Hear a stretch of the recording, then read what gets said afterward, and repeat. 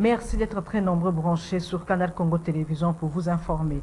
Un invité dans ce journal, il s'agit de Bellarmin Biamungu, qui est coordonnateur national de l'AFDC, avec qui nous allons discuter sur les sujets brûlants de l'heure en République démocratique du Congo. Encore une fois, merci d'être branchés sur Canal Congo Télévision pour vous informer. Une série de manifestations est annoncée par la louche à Beni pour exiger le départ du maire policier de la ville de Beni au Nord Kivu, jugé incompétent dans le rétablissement de la situation sécuritaire en cette période exceptionnelle de l'état de siège décrété par le chef de l'État et le retrait de la force régionale de l'EAC qualifiée des investisseurs. Le point avec Joël Kamabou.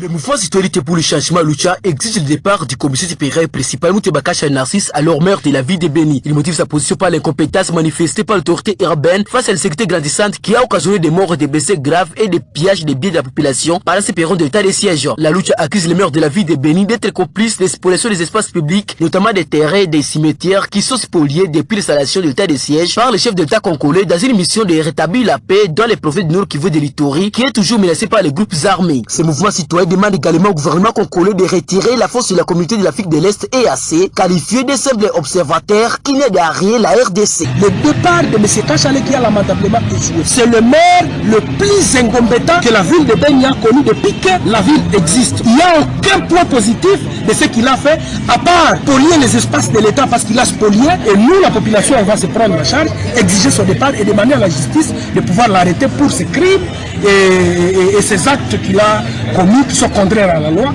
ici, dans la ville de Beni, dans la ville où il était censé sécuriser et protéger État et militaire. Malheureusement, il nous a. Le 30 et le 31, les manifestations vont commencer dans la ville de Beni. Ça sera des journées ville morte. Il n'y a pas des activités. Le 30, il n'y aura aucune activité dans la ville de Beni. On exige le départ de M. Kachale parce qu'il a brûlé, il a incendié le marché et il a tué beaucoup de gens dans la ville de Beni depuis sa reine. Et il n'est pas en train d'aider la ville, il a spolié les espaces de l'État et nos cimetières. La deuxième des choses, c'est qu'on va également exiger cette ville morte pour exiger le départ de l'EAC sur notre sol, sur le sol de la province Nord Kivu, cette force qui n'est pas en train de nous aider, qui est complice de l'ennemi, qui nous endeuille chaque jour. Pour mettre pression, la lutte annonce des journées villes mortes à partir du 30 et le 31 janvier 2023 à ville de Beni. Ces manifestations entrent dans le cadre d'exiger la fin de l'état de siège dans les provinces du Nord Kivu de l'Ituri, où des violences rebelles continuent à être enregistrées.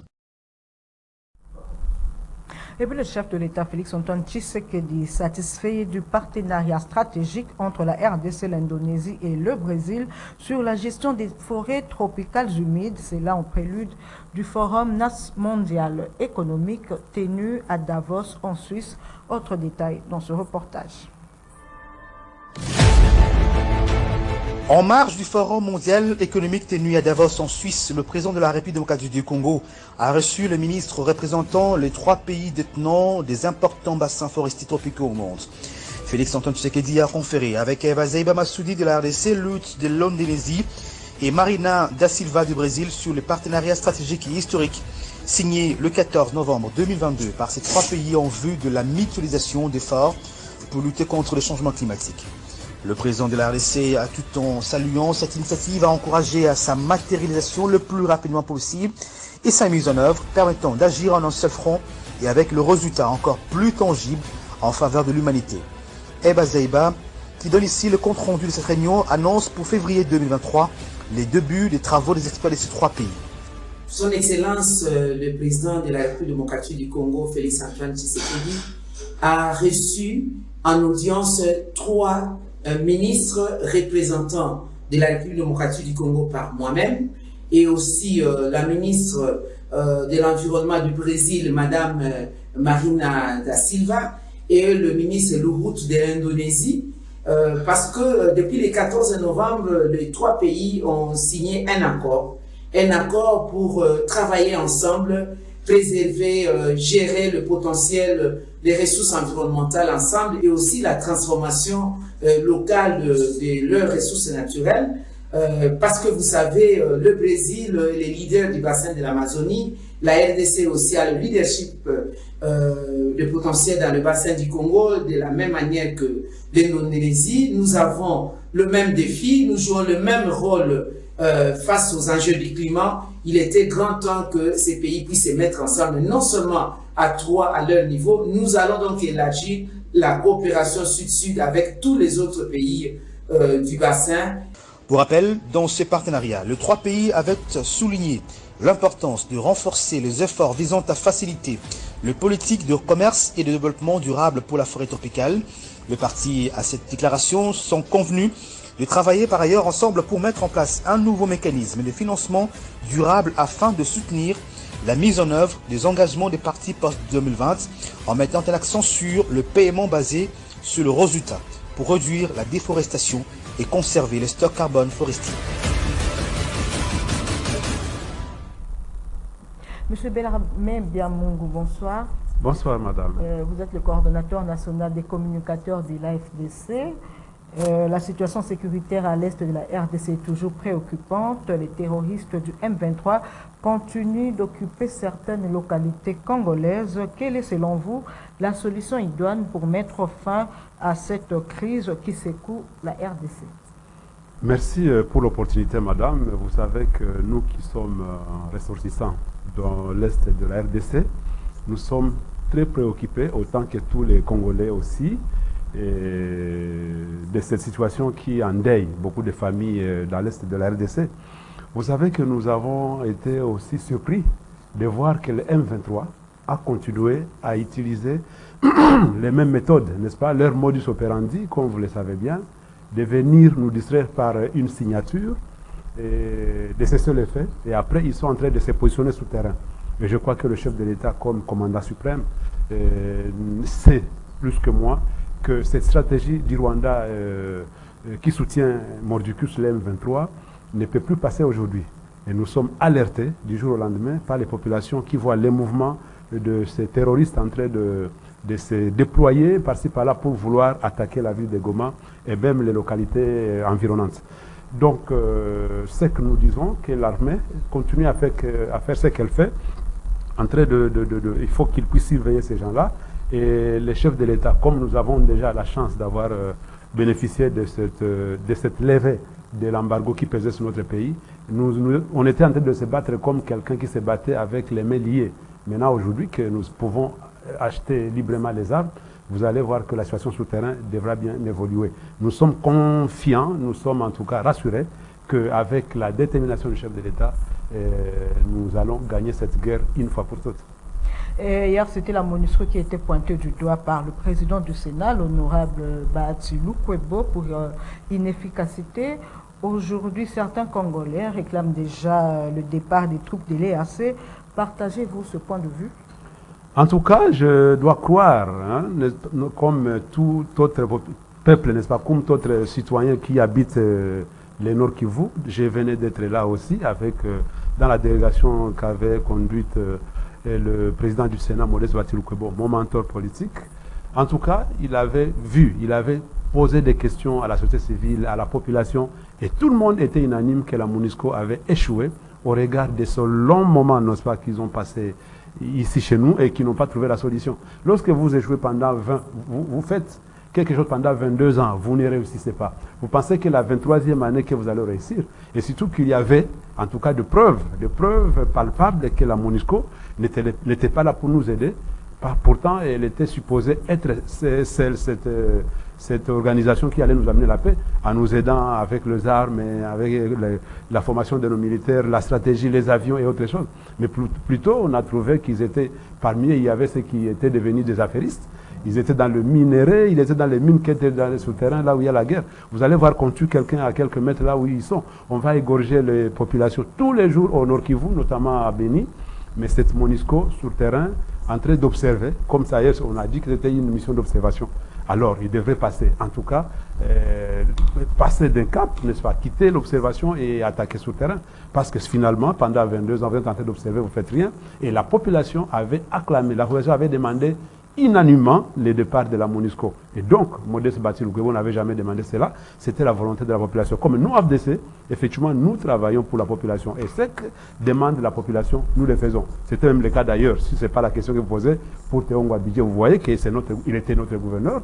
Mais aussitôt que la population avait décrié sa gestion, il ne donnait pas solution aux problèmes, n'est-ce pas, cruciaux de la population au Sud Kivu, nous avons tout de suite demandé qu'ils puissent partir. C'est vrai, ça paraît comme véritablement étonnant, parce qu'on ne peut pas imaginer qu'un parti politique puisse désavouer un gouverneur. Nous avons désavoué la gestion de ces messieurs, mais pas plutôt les gouverneurs. Revenant à la question, la MONUSCO a déjà, en tout cas, montré ses limites. La MONUSCO a montré les limites qu'après 22 ans, de la MONUC à la MONUSCO, aujourd'hui, on n'a plus rien à voir de cette organisation. Maintenant, revenir à l'autre force est-africaine. Ça, encore une fois, vous allez voir les photos qui nous sont postées dans les réseaux sociaux, là où il y a les militaires de la force est-africaine, mais en train de poster avec les terroristes M23 comme s'ils étaient des amis, comme ils se connaissaient depuis très longtemps. En tout cas, ça commence à inquiéter. Vous allez poster les photos pareilles et demain vous battre sous terrain. Ça paraît en tout cas étonnant. Et c'est comme ça que finalement, vous avez vu qu'à Goma, la population s'est révoltée. Elle a manifesté hier. Et vous savez ce qui est arrivé. Nous allons peut-être nous aussi vérifier la situation sur le terrain. Mais si on trouve que cette force, n'est-ce pas, de l'Union africaine commence aussi en tout cas, à ne pas montrer les bonnes choses sur le terrain, ne pas chercher la solution, que plutôt de pouvoir poster des photos, faire des selfies avec les terroristes, nous n'allons pas accepter cela et nous apprendrons, on prendra une décision au moment venu. Et comment se porte votre parti politique, l'AFDC, son autorité morale, Batsy Lukwebo? En tout cas, les monuments vivants de la politique congolaise, les camarades Modeste Batsy Lukwebo se portent bien, autant que son parti politique AFDC. D'ailleurs, vous savez qu'il y avait cette reconnaissance que de prime, on a primé l'AFDC comme étant les meilleurs partis politiques du pays, les meilleurs partis politiques organisés. C'est bien bon, vous allez penser que ce n'est pas vrai, mais pourtant c'est vrai. Nous n'avons dans aucun parti politique il y a cette organisation qui est à l'AFDC. Vous savez que les structures qui existent partout ailleurs, ils sont organisés, ils sont financés, ils sont en tout cas coachés, et tout cela sous le leadership de l'incontestable Modeste Batsy Lukwebo, le président actuel du Sénat. Je reviens à vous tout à l'heure, le temps pour moi de poursuivre avec ce journal. Le commandant du service national, le général-major Jean-Pierre Kassongo Kabwit, a donné ce vendredi 20 janvier 2023 le coup d'envoi de la vente de la farine de maïs aux agents de carrière de service public de l'État, un prix promotionnel de 18 000 francs congolais. Le sac, la joie était au rendez-vous. C'est un reportage signé Karine Ebebe. Après les militaires et les policiers, cap vers les civils. Les agents de carrière de service public de l'État bénéficient eux aussi du fruit du travail du service national. En effet, les fonctionnaires de l'État vont désormais acheter à un prix nationaliste le semoule de maïs naturel, 18 000 francs congolais le sac. Le coup d'envoi de cette vente a été lancé par le commandant du service national. En croire le général-major Jean-Pierre Kassongo Kabwit, la production au service national a atteint une vitesse de croisière, d'où il fallait le faire sentir aux fonctionnaires de l'État. Un gros lot de matériel et équipements agricoles mis à leur disposition par le chef de l'État, Félix-Antoine Tshisekedi Tshilombo, commandant du service national, leur permet désormais d'avoir le centre de production à travers toutes les provinces. Mesdames et messieurs les fonctionnaires, nous ne sommes qu'au début.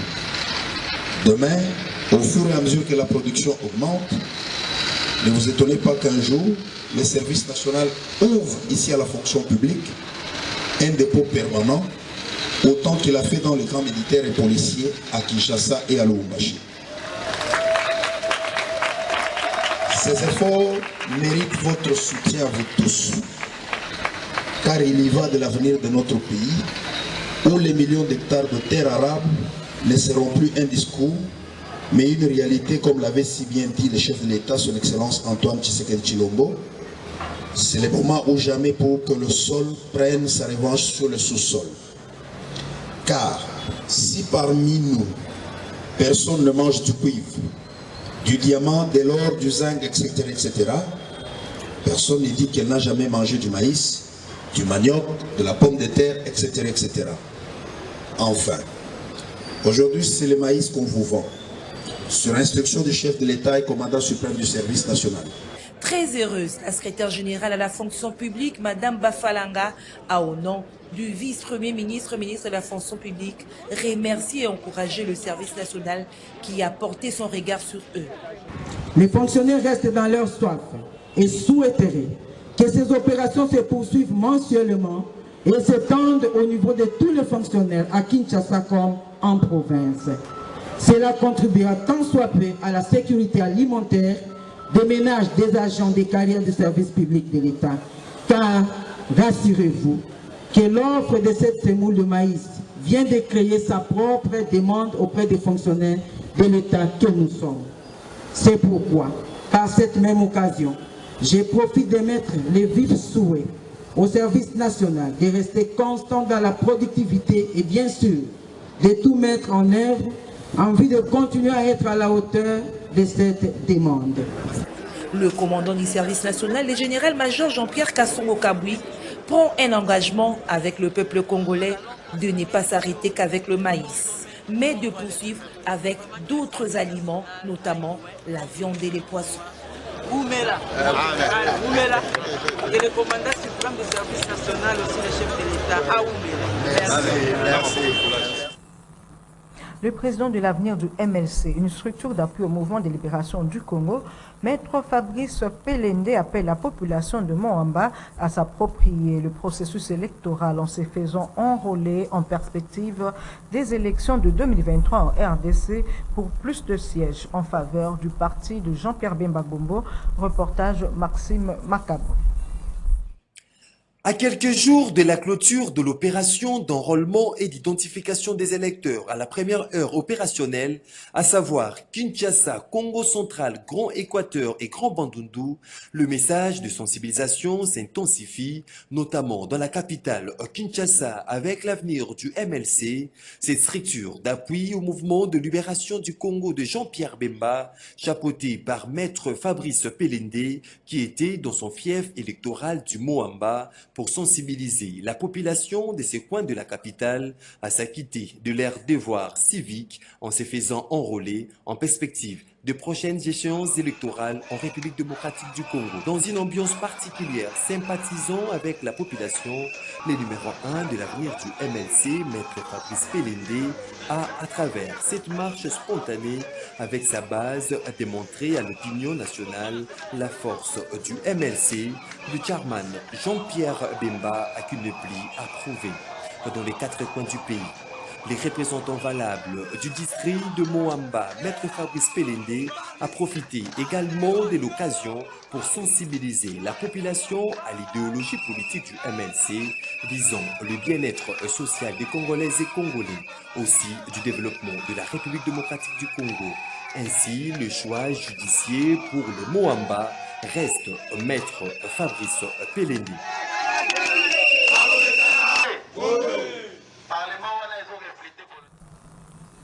Monsieur Bellarmin, je reviens à vous. Comment jugez-vous le fonctionnement de l'Union sacrée dont vous faites partie et que pensez-vous de ceux qui pensent qu'elle doit se transformer en plateforme électorale? En tout cas, à l'ère d'aujourd'hui, je pense que c'est une bonne idée de pouvoir muer notre plateforme en plateforme électorale parce que, comme vous le savez assez bien, l'idée de pouvoir dire clairement qui va soutenir Félix Tshisekedi en 2023 est venue de l'AFDC. C'est Modeste Batilou-Kwebo à travers notre mouvement politique, AFDCA, qui avait déclaré tout premier que nous, AFDC et AFDCA, on n'aura pas de candidat président de la République, mais plutôt à d'autres échéances, notamment Sénat, Assemblée nationale, Assemblée provinciale, conseils municipaux.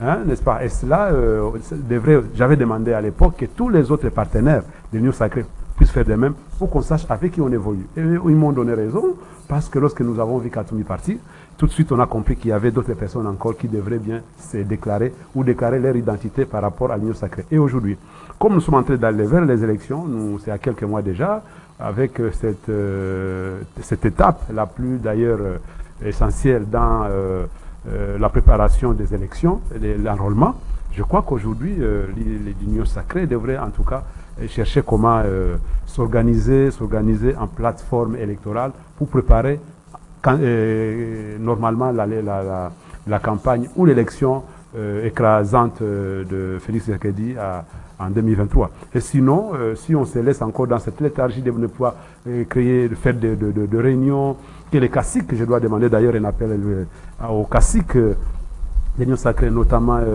Modeste Bati Lukwebo, Jean-Pierre Bemba, Augustin Kabouya et tous les autres qui sont dedans, de pouvoir en tout cas s'organiser, faire des réunions, se rencontrer, faire des stratégies, et que de laisser chaque parti politique partir en ordre dispersé, on ne saura jamais donner cette majorité écrasante à Félix Tshisekedi si jamais on n'est pas unis, on n'est pas organisé, on n'est pas structuré.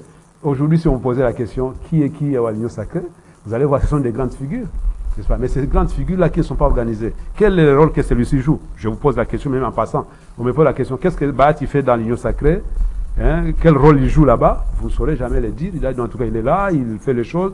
Mais quelle chose? Il faut qu'on sache qui est chargé de la stratégie politique, qui est chargé de des relations extérieures, qui est chargé de la sécurité, qui est chargé de ceci ou cela. Ce n'est pas un problème que de pouvoir en tout cas l'organiser et donner les rôles de chacun dans cette union sacrée. Oui, vous êtes une place importante au sein de cette coalition. Peut-on savoir à quand la sortie du gouvernement? En tout cas, ça c'est devenu comme un secret qu'on devait notamment laisser au chef de l'État, ce qu'on appelle en jargon politique pouvoir discrétionnaire du chef. Lorsque le chef de l'État sera prêt, lorsqu'il voudra voir que c'est maintenant l'opportunité de pouvoir faire sortir le gouvernement, il le fera. Mais du moins, il l'avait déjà annoncé au cours de l'un de conseils des ministres, n'est-ce pas, vous le savez, il avait dit que bien nécessairement il y aura un gouvernement. Et d'ailleurs, ce n'est même qu'un secret de polichinelle. Après que beaucoup de départs soient remarqués au sein de l'Union, plutôt du gouvernement, c'est normal qu'on puisse les remplacer, ou du moins changer les choses comme il se doit. Mais du moins, si jamais ça sort aujourd'hui ou demain, c'est lorsque le chef d'État sera prêt qu'il jugera bon de pouvoir les faire sortir. Et quel est votre mot de la fin? En tout cas, je vais appeler la population congolaise, notamment celle de ma circonscription électorale Funa, de pouvoir s'enrôler, emboîter en tout cas mes pas, comme je l'ai fait le dimanche passé. Je me suis enrôlé à Yolo, dans mon fief électoral, et j'ai demandé à tous celui qui voudrait bien en tout cas voter, changer les choses au niveau du pays, notamment au niveau de deux chambres du Parlement, de pouvoir s'enrôler, parce qu'en s'enrôlant, c'est comme ça que vous prenez votre destin en main en voulant voter celui que vous voulez qu'il soit votre représentant. Monsieur Bellarmé Biamungu, nous vous disons merci d'avoir répondu à notre invitation. C'est moi qui vous remercie, madame. Ok, merci beaucoup. Prolongement de l'opération d'identification et d'enrôlement des électeurs, la demande faite par la SENCO et l'SCC est soutenue par les Kino interrogés ce vendredi au centre-ville, suivait leurs propos recueillis par Xaverine Zamea et Shekina Mvutu. Plus que 4 jours nous séparent de la date limite de l'opération d'identification et d'enrôlement des électeurs telle qu'avait prévu la Commission électorale nationale indépendante. Mais seulement vu la lenteur observée au cours de cette opération, la Conférence épiscopale nationale du Congo et l'Église du Christ au Congo appellent la centrale électorale à une prolongation de la dite opération de façon à permettre à toute la population de l'ère opérationnelle 1 concernée d'être enrôlée. Un appel approuvé par les Quinois interrogés cet après-midi à ce sujet. Moi je trouve ça normal parce que déjà au centre il y a trop de monde. Quand vous allez là-bas au centre, moi je donne l'exemple de moi-même. Je suis allé 2 fois. Je suis allé le jeudi, j'ai quitté la maison à 5 heures. Je suis arrivé là-bas, la liste avait déjà, la liste était déjà 60, j'étais 60e personne, vous voyez. Donc je suis resté là-bas jusqu'à 14 h, je n'ai pas eu la carte. Je suis rentré à la maison. Les vendredis encore, je suis allé. Je suis resté là-bas jusqu'à 15 h, je n'ai pas eu la carte. En fait, j'avais pris la carte les samedis maintenant, parce que j'ai changé le centre. Parce que moi j'habite en Ngaliema, mais comme il y avait beaucoup de gens en Ngaliema, j'ai changé les communes. Je suis allé maintenant je suis venu vers ici à Gombela. C'est ici que j'avais pris la carte. Donc pour moi, je trouve qu'ils puissent prolonger un peu parce qu'il y a beaucoup de gens qui n'ont pas eu de cartes. Tout à fait. Bon, moi je pense que à chaque fois que les confessions religieuses se prononcent devant une situation de la CENI, Nous voyons toujours que la CENI a tendance à ne pas s'exécuter de bonne foi. Et puis après, il y aura des troubles. Observez vous-même à travers la ville combien il y a de bureaux d'enrôlement. Et parmi ces bureaux, je vous dis moi-même, je n'ai pas encore eu ma carte. Pourquoi je ne l'ai pas eu? Vous arrivez, on vous dit que la machine est tombée en panne, une équipe technique est passée avec un taxi jaune, pas une équipe de la CENI, mais une équipe, je ne sais pas moi, de quelle obédience. Ils viennent chercher la machine, ils partent avec la machine. Pendant ce moment-là, le maman, le jeune dame, tout le monde patiente jusqu'à 17h et puis on ferme le bureau. Vous voyez, quand les confessions religieuses parlent, c'est-à-dire ils ont l'expérience dans cette matière. L'idéal est que tout le monde puisse s'enrôler. Mais s'il y a eu des couacs sur le plan technique, sur le plan logistique, ça vaut la peine qu'il y ait une prolongation. Je pense que la demande, elle est fondée. Ici, de rappeler que l'opération d'identification et d'enrôlement des électeurs a été lancée par la CENI le samedi 24 décembre 2001 pour une durée d'1 mois.